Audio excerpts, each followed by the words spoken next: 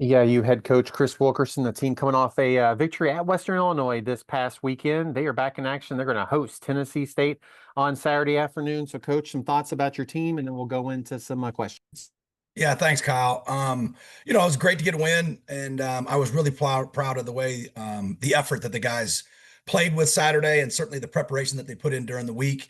Players and coaches and staff. Macomb is not an easy place to play, and certainly we were able to get out of there with a victory, our first actually football victory in Macomb since 1990. But to be 1-0 in the conference is a good place, but we've got a lot of things we got to correct, and obviously excited about a chance to play at home this weekend against a very talented Tennessee State Tiger football team. Thanks, coach. We'll go to some questions. Dan is with us. Dan, go ahead. Morning, Coach. Morning, Dan. I know you mentioned your defense's growth on Saturday after the game, and just what were you most pleased with? Yeah, I think again our tackling and our ability to not give up the massive chunk play. The explosive plays have really been a Achilles heel for us this year, and we only gave up one of what we deem explosive plays defensively, and had 8 offensively. So that's something that we track every single week. But I really felt like we really took a step forward in our communication, understanding what areas we were going to give up, and rallying and tackling in those areas. You mentioned getting off the 1-0 start, and you have the next 2 games at home. What does that mean, the chance? And I know you don't want to look ahead too far, but just the fact that you have the 2 games at home. Yeah, just to be able to stay in the conversation and obviously be able to have a chance to play at home is big, and travel in this league is sometimes difficult.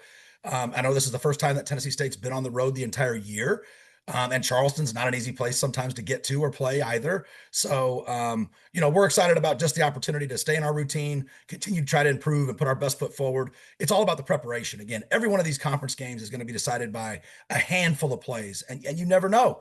Is it, again, the 2nd and 7 in the second quarter? Is it the 4th and 1 when you're backed up in your own end in the third quarter? Is it the kickoff? To start the game. Every play matters, and we just want to make sure we have a great week of preparation and try to put our best foot forward this weekend. And we are grateful to be able to play at home.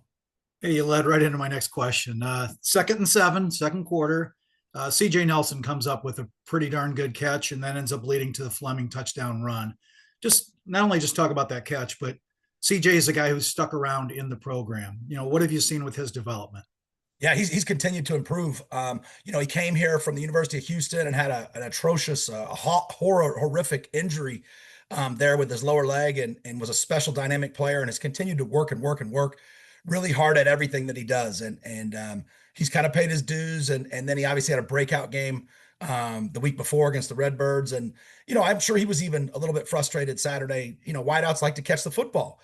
But he made the most of his opportunity, and it was a big play, and it did allow us to move the chains, and it did allow us to continue that drive and obviously finish that drive. So the guys in this building are really only concerned about winning. And I think that's one of the really cool, unique things about CJ is he doesn't really care how many balls he catches, whether we run it, whether we throw it. He just wants to win. And so it's been fun to watch him continue to grow, and he always plays with great energy and enthusiasm. He's one of the funniest guys, I think, on the team. But very focused when he's between the white lines. So he's a pleasure to be around and coach.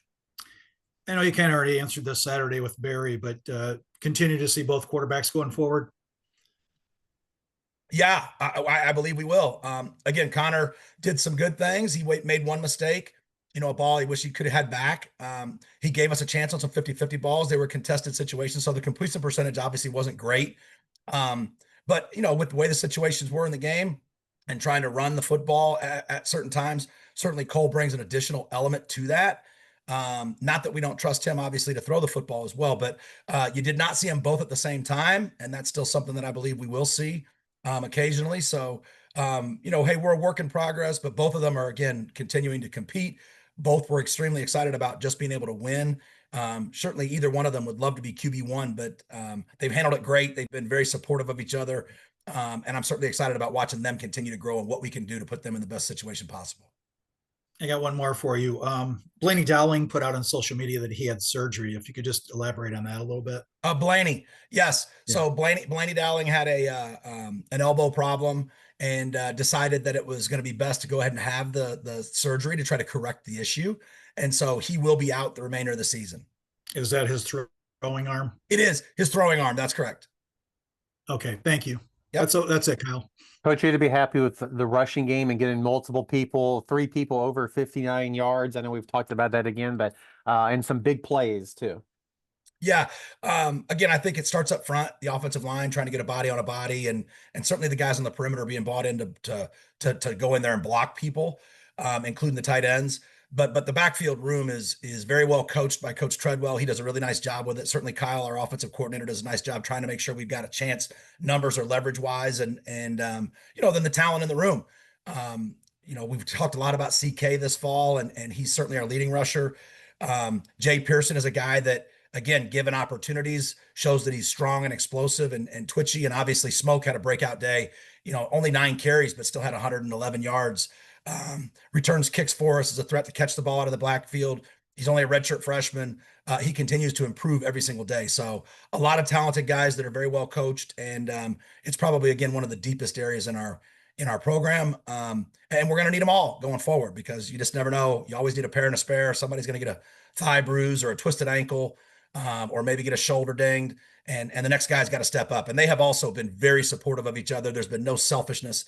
It's been fun to watch those guys compete and support each other. I want to ask you about Tennessee State in before we go. 2 questions. They've used 2 quarterbacks too. Thoughts about what you've seen from their quarterbacks first? Yeah. First of all, they've got great talent. They're very well coached. Coach Barlow has done a phenomenal job. He's assembled a great group of coaches. They've got experienced guys, coaching all over the program.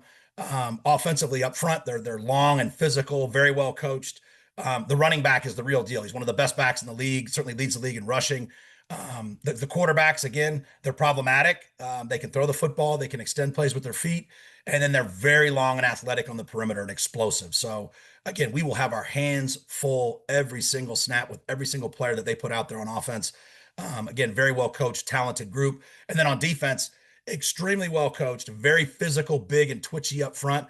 Their linebackers are aggressive downhill, very solid, sure tacklers, and they are long and athletic in the back end, and they are going to contest you.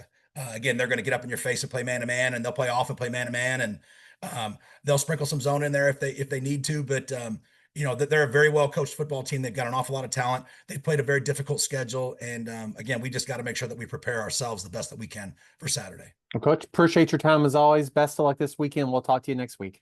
Thanks a million, guys. Go Panthers.